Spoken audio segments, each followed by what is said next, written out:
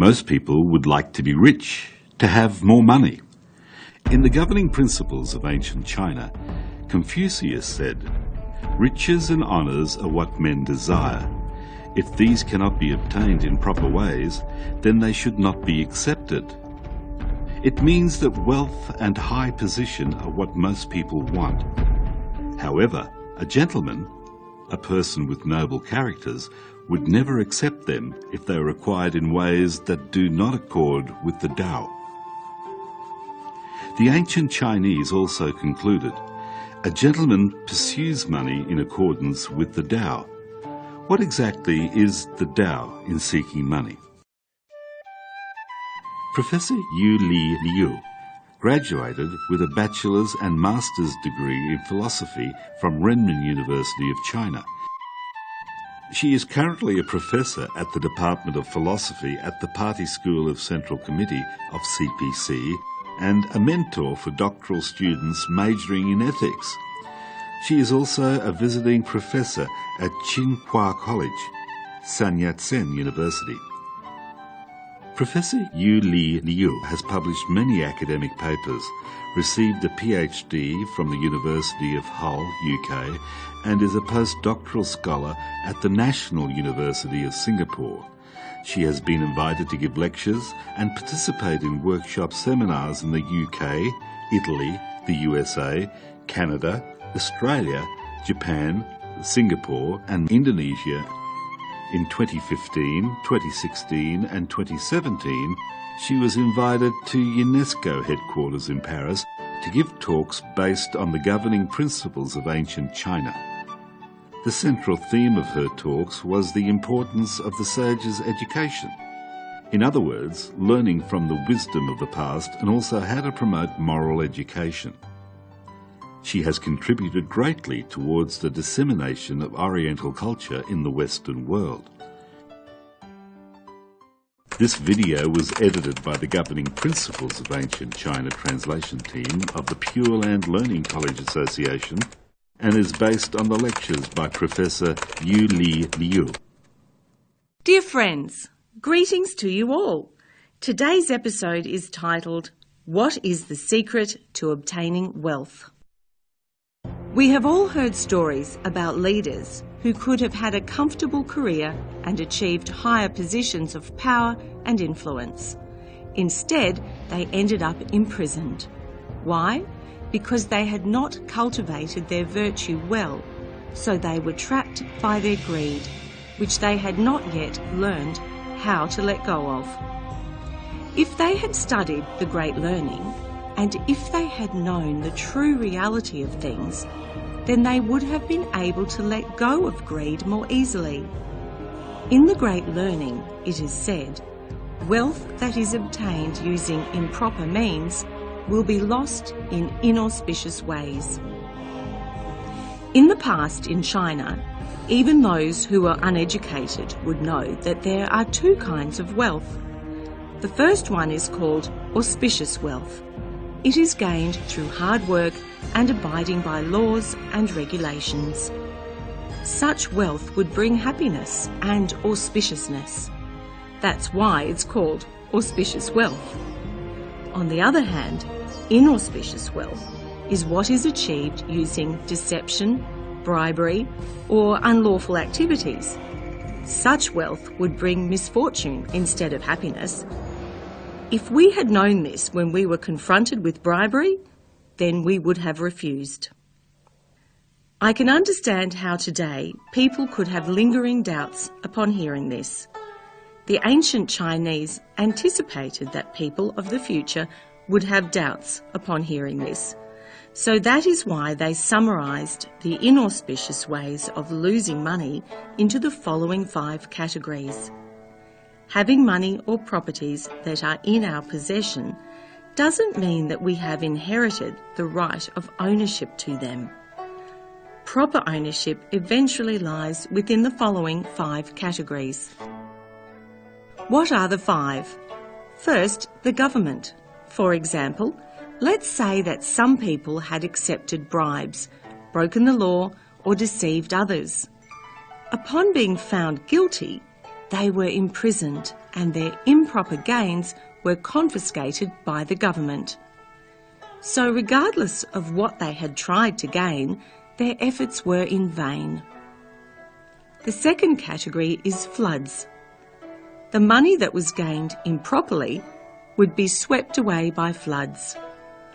I'm talking about the broader sense of money and property here, in that they would be swept away along with houses and other assets. The third category is fires. Money gained improperly would be burnt to ashes. The fourth is thieves. In China, there is a saying, "Some thieves follow the Tao." Even thieves would follow the principles of the Tao. They would steal from wealthy people and help the poor. These thieves observed that some wealthy people had gained money using improper means and did not spend any of it helping the poor. They spent great sums of money on their own enjoyment and indulged in excessive pleasures. As a poet pointed out, when rich people behind the Grand Gate are enjoying meat and wine, there are people dying outside the gate from cold and hunger. Some thieves would not tolerate this. They would target such rich people to steal from or even kidnap them. The fifth category is beyond the control of wealthy people, their children. Undutiful children, to be more specific. Those children who rely solely on their parents will squander all the wealth accumulated by their parents. The Chinese reminded us that wealth belongs to one of these 5 categories. Inauspicious wealth will eventually be lost through one of these inauspicious ways. Do not think just because the money is in your hands that it is yours. As the sages concluded in the Great Learning, wealth that is obtained using improper means will be lost in inauspicious ways. In society today, we need to add one more category: hospitals. We often hear that many people with money and power accumulated their wealth through illegal means. To the surprise of many, these people sometimes contracted unexplainable diseases. In order to fight those diseases, they had to spend their fortunes in hospitals, on medical expenses. Why didn't the ancient sages of China identify squandering wealth as the 6th category of inauspicious money? In ancient China, 2 types of people were highly respected by everyone. Who were they? The first type was teachers, and the second was doctors. Why did teachers and doctors receive such high esteem in ancient China? It's because of one primary thing they had in common. They were unselfish in their great contributions to society because they did not attach any conditions to their work. The recipients of their services would merely offer gifts or other means of compensation based on their financial situations. For example, when a doctor was contacted in the middle of the night for an emergency, he would get his medical bag, go and help the patient immediately, without hesitation. He would not inquire whether the person in need was rich or poor, or whether the patient could afford treatment or not. If the patient's family was very poor and could not afford his treatment, what would the Chinese doctor do? He would provide the medicine for free and would not charge them. It was the sacred duty of a doctor to help those who were dying or sick that motivated him. In ancient China, in addition to doctors, teachers behaved the same way. When a teacher who aspired to contribute to a great cause in society saw potential in an impoverished child, the teacher would not charge any school fees. He might even encourage the child's parents to allow the child to study for free. He might even provide an allowance to the child.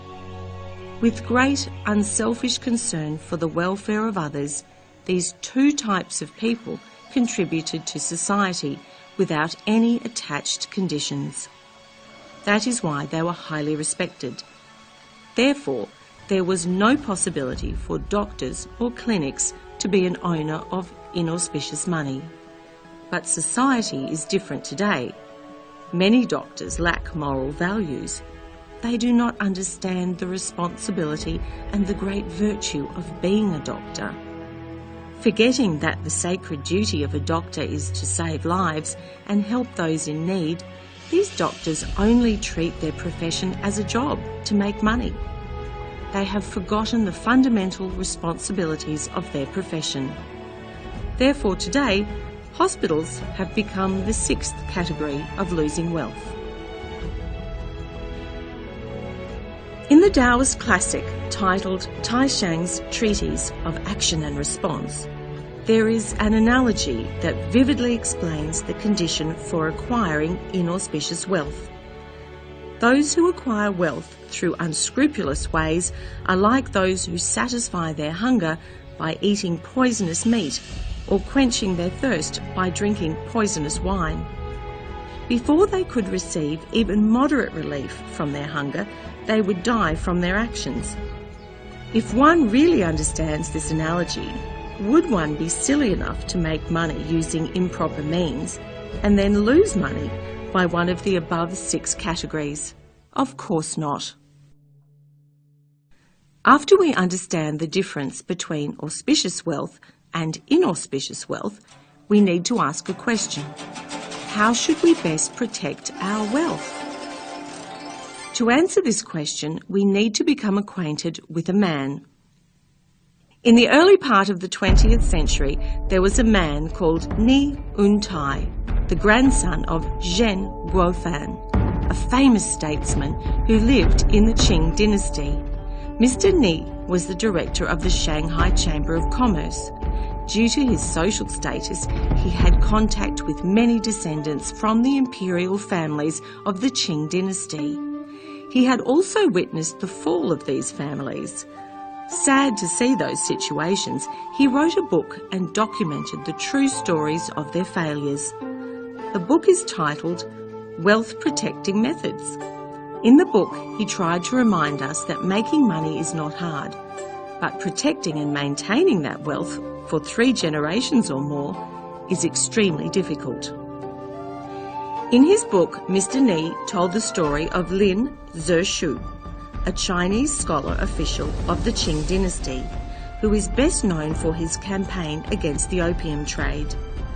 Why did Mr. Lin strongly advocate the ban of opium in China, and why did he write many petitions to the emperor? Because he saw imperial soldiers with a shotgun on one shoulder and an opium pipe on the other. If opium were not banned, the Chinese would truly become the sick men of Asia. When invaded by foreign powers, they would lack the ability to defend their country. That's why Mr. Lin repeatedly wrote petitions to ban opium. He was then appointed the Imperial Commissioner to ban opium in Guangdong province. On his way to Guangdong, many people tried to bribe him. If he had accepted those bribes, instead of choosing to maintain his integrity, he would have received millions of taels of silver. Seeing the danger of a country in decline, Mr. Lin did not accept any bribes and strongly advocated the banning of opium. Later, Allied forces from 8 countries invaded China, and the Qing government was defeated and forced to surrender. The Qing government agreed to many demands, one of which was to send Mr. Lin to a remote part of the country as punishment. When people consider this, they may ask, what did Lin Zexu obtain by doing what he did? Is it worth doing? He was strict in his ban of opium and accepted no bribes, yet he ended up in a remote area as punishment. Therefore, what he did was something that was not worth doing. However, Mr. Ni said in his book that after the Qing dynasty collapsed, many of Mr. Lin's offspring attained high levels of achievement. Outstanding people appeared in each generation. His great-grandson, Lin Qiang, was even the head of the Supreme Court of China. Mr. Lin's descendants are also of great virtue and have passed on his values. Great people continue to emerge from his clan. Alternatively, there were 3 wealthy families in Guangdong whose fortunes were comparable to that of the whole country. Living extravagantly, they enjoyed delicacies from the mountains and the sea, famous horses and lavish carriages for trips, and expensive clothing made from silk and satin. Why were these 3 families so wealthy? Because they made their money from the opium trade when the country was in desperate times during the Opium Wars. What happened after 3 generations? According to Mr. Ni's records, none of the offspring from these 3 families was outstanding, let alone virtuous. All 3 families declined. Many family members even became beggars. Through such historical records, Mr. Ni has proven to us the truth in the great learning, that wealth that is obtained using improper means will be lost in inauspicious ways. I wish that all leaders would obtain a copy of Wealth Protecting Methods and study it thoroughly. They would understand that it is easy to make money, but extremely difficult to maintain that wealth for 3 generations. In the last session, Professor Liu quoted from the Great Learning and explained that wealth that is obtained using improper means will be lost in inauspicious ways. She further introduced the concepts of auspicious and inauspicious wealth. She suggested that leaders should cultivate to eliminate greed. They should also acquire auspicious wealth through wisdom and hard work, and avoid inauspicious wealth that was acquired through power and greed, because only auspicious wealth can bring true happiness. Inauspicious wealth, which might be acquired easily, is like poisonous meat and drink. Inauspicious wealth would eventually bring misfortune to oneself and one's family. This is what the ancient sages had concluded. A gentleman pursues money in accordance with the Tao. Tao is a Chinese word for road or path. How should one follow the proper path of pursuing wealth, especially at critical junctions in one's life? How can one make the correct decision to choose the right direction at such times? Let us continue with lectures on the governing principles of ancient China. What is the secret to obtaining wealth? There are some people who have done important work by summarising the consequences of becoming a corrupt official. What are those consequences? 1. One's career would be ruined. 2. One's wealth would be confiscated. 3. One's reputation would be ruined. 4. One's spouse and children would leave him or her. 5. One would be deserted and betrayed by one's followers and relatives. 6.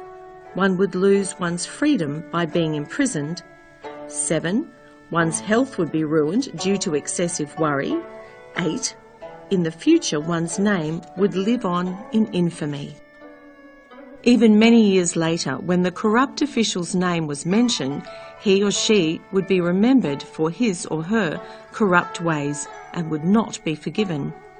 Therefore, we must understand what to do and what not to do. There is a story in the governing principles of ancient China that could serve as a reminder for us.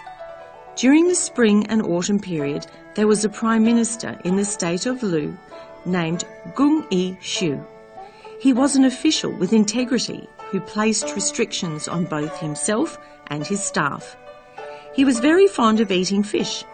Someone who wanted to bribe him brought a lot of fish and chose the best ones to give to Gung Yi Shu. Gung Yi took one look at the fish and refused to accept them. He ordered all the fish to be returned to the sender. Puzzled, the sender asked, "I know you like eating fish. That's why I specifically selected the best ones for you. Why did you reject them and return them to me?" Gung Yi-shu's reply was very meaningful. He said, "It was exactly because I like eating fish that I could not accept them. Why? I am a Prime Minister and can afford to buy fish. If I accepted your fish, I would create a habit of accepting small favours. Over time, I would not be able to control myself. Then, when I went to jail because of my greed, would I still be able to eat fish? Would anyone then send me fish as gifts? Therefore, I could not accept your fish."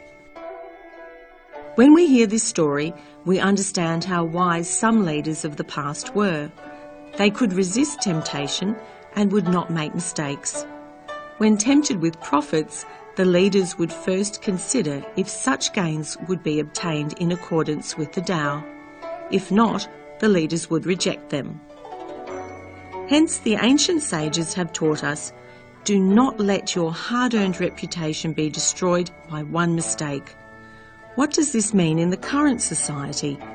We know that many leaders came from rural areas and that their families were poor. They studied hard through primary school as well as through junior and senior high school and then university. When they got a job, they worked their way up to leadership positions.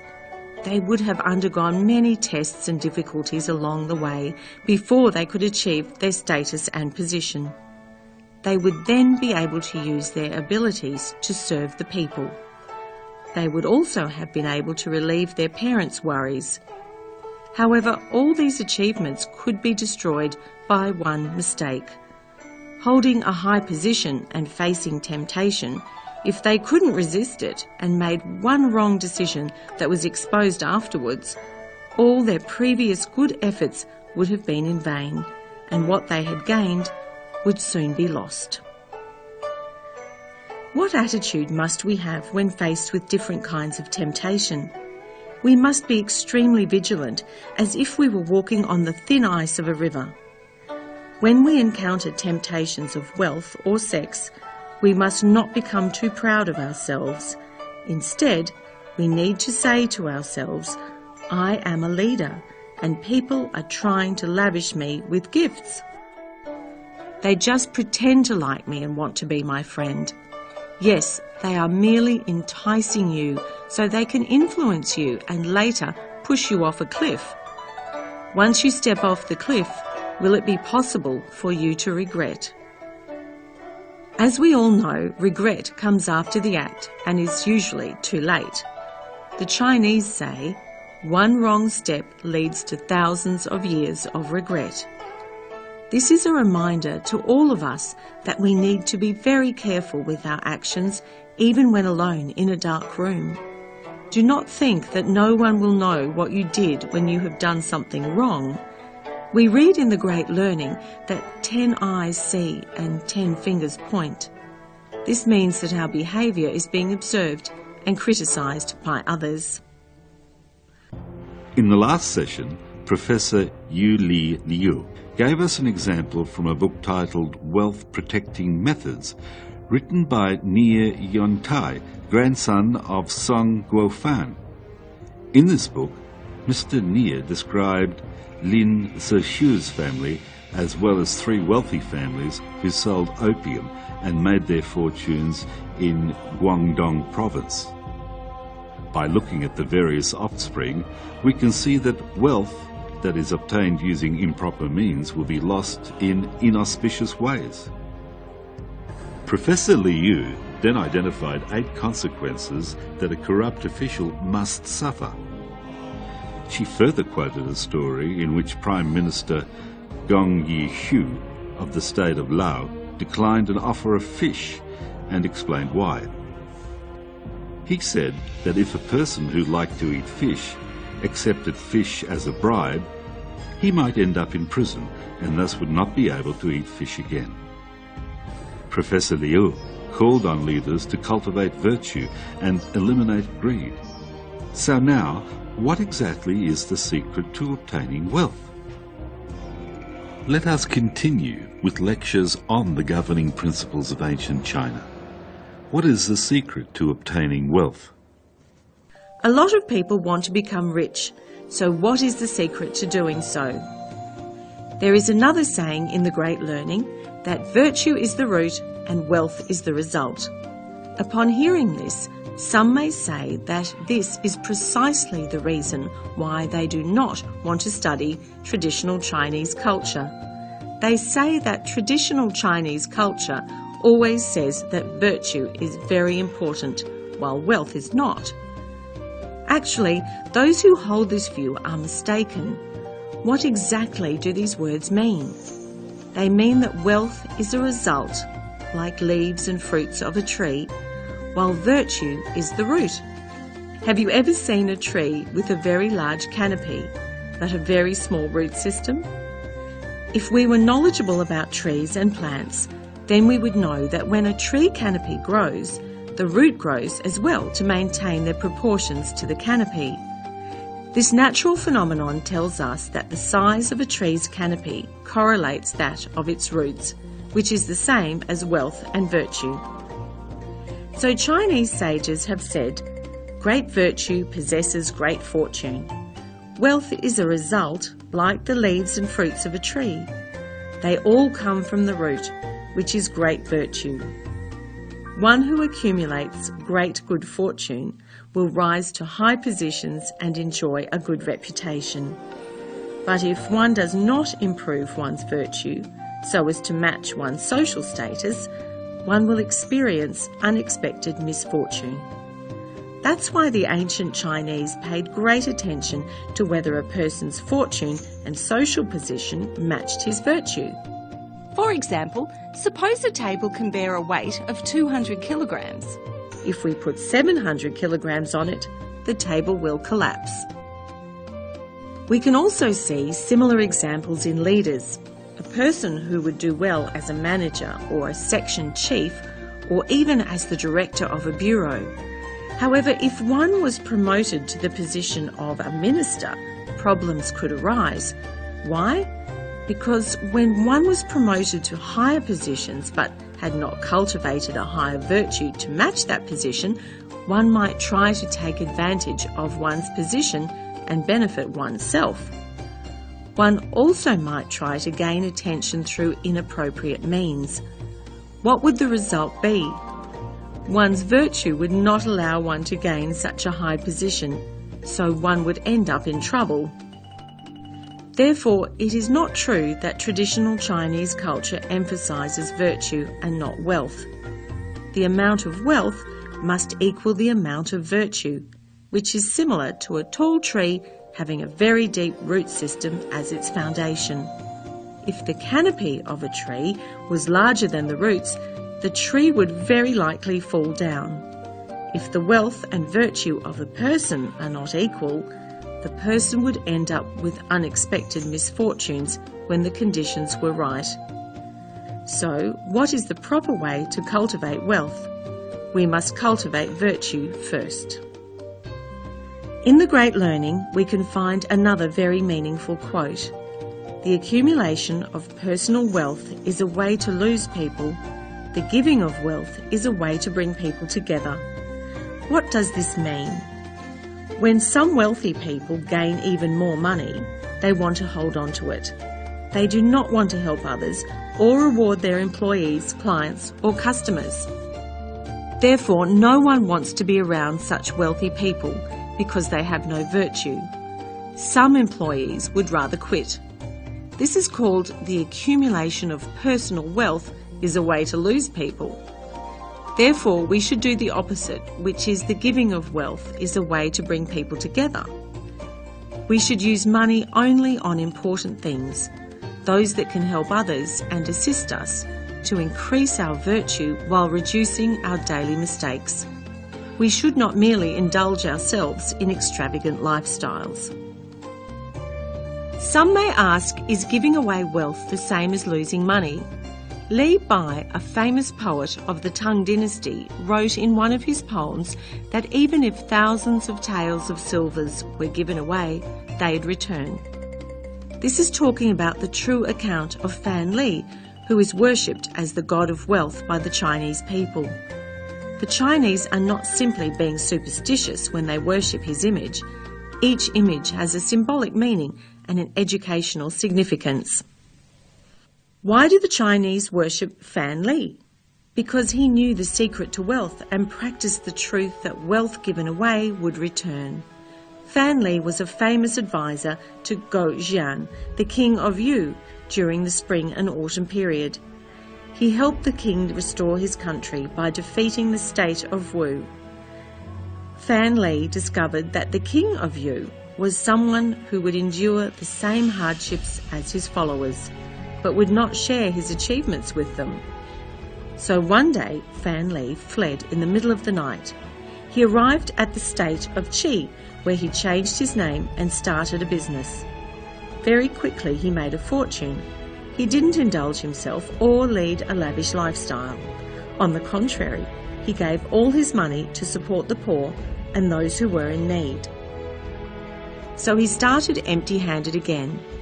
Then, with the support of those who had received his help, he was able to make another fortune. Once again, he gave his fortune away to help those in need, just like he did the previous time. He did this 3 times. His deeds were recorded in history as 3 gatherings and 3 givings. People regarded Fan Li as someone who was very good at doing business. He was deeply admired, and people gave him the title God of Wealth. Why did the Chinese people do this? Because they wished that all could learn from Fan Li that the secret to obtaining wealth is the giving of wealth. This secret calls to mind a Chinese saying that giving is gaining. What does this mean? It means that the more you give, the more you gain, and the less you give, the less you gain. Wealth is a result, and its cause is the giving of wealth. We must learn to use our money to help others instead of holding tightly to it and leading a lavish lifestyle. This is why the Chinese pay respect to Fan Li. We are not being superstitious. We shouldn't offer money or fruit in front of his image in the hope that he will help us make money, because that would truly be superstition. The sculptures built by ancient Chinese always have educational meaning behind them. Previously, Professor Yu Li Liu quoted text from the Great Learning that virtue is the root and wealth is the result. The accumulation of wealth is a way to lose people, and the giving of wealth is a way to bring people together. She explained to leaders that the cultivation of virtue is the true key to wealth. With great virtue, one would have great wealth, which when given away would return. Without virtue, no matter how hard one tries, one would not gain wealth. Fan Li's story is convincing proof. Being a famous politician, a military strategist, an economist, and a Taoist at the end of the spring and autumn period, Fan Li helped the king of Yu to restore his country. He then fled, changed his name, and started a business where he achieved great success 3 times. However, he gave away his wealth 3 times. At the end, his wealth was beyond comparison. The Chinese say he was loyal to his country and used wisdom to protect himself.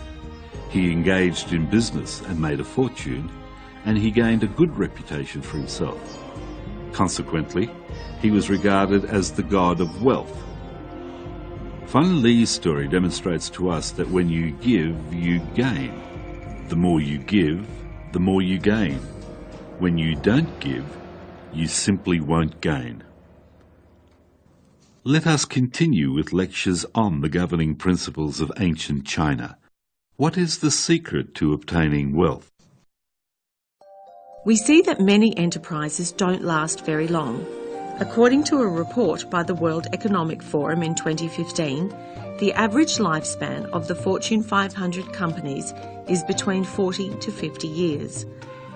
The average lifespan for a large Chinese enterprise is only around 7 to 8 years, while that of a small Chinese enterprise is 2.9 years.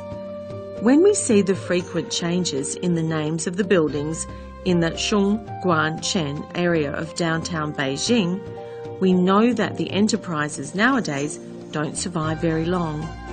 Why couldn't those businesses have sustainable development?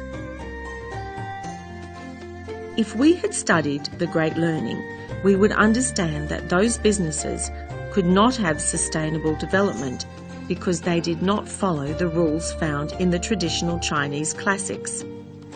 It is said in the Great Learning, if one has virtue, one will have the people. If one has the people, one will have the resources. If one has the resources, one will have wealth. If one has wealth, one will be able to function. These are the right steps for running a business. In order to build a business or to achieve a great career, what is the prerequisite? Many would say money or capital. However, the ancient Chinese wouldn't agree. They would put virtue as the first priority. A person of great virtue would attract people of virtue to join him. People would be resources. Therefore, a virtuous person would have all sorts of resources like talented marketing and public relations people and so on. With the resources and everyone's efforts focused on the same goal, the right opportunity would be identified and wealth would be created. This is, if he has the resources, he will have the wealth. And then, if he has wealth, he will be able to function. To function is of great importance too. Where should the wealth be spent to make the business survive and grow? First, employees should be rewarded so that they can have better lives and feel that they are being looked after and cared for by the employer, both physically and mentally. They will then feel very satisfied working in such a business. Second, the business should reward their clients and customers so they can spend less while receiving quality products and services. Third, the business should reward society with its gains. By doing so, each employee would feel good about working in such a business and be proud. Such a business would be well run. It would receive better support and have a better reputation as it continued to grow and expand. Sadly, a lot of people don't practice such things. They think that when operating a business, ability is the first priority. They don't think to attach any importance to virtue. What is the result? Without virtue, even if they are able to make some quick profits, they would lose their credit and their wealth would soon be squandered. In last section, Professor Liao quoted from the Great Learning, "If he has virtue, he will have the people. If he has the people, he will have the resources. If he has the resources, he will have wealth. If he has wealth, he will be able to function." She told us that virtue is the secret to wealth for ordinary people, business people, and government officials. The best way to make money is to cultivate virtue first. Virtue is the root, and wealth is the result. Virtue is the Tao, in that a gentleman pursues money in accordance with the Tao. Cultivating virtue is the ultimate secret to obtaining wealth. If we studied the governing principles of ancient China, we would understand that the root of wealth is the giving of wealth and not being greedy, as well as cultivating ourselves and helping others. In order to make our business a sustainable one, we must make virtue our first priority. Great virtue shoulders great fortune. This concludes today's lecture. Thank you.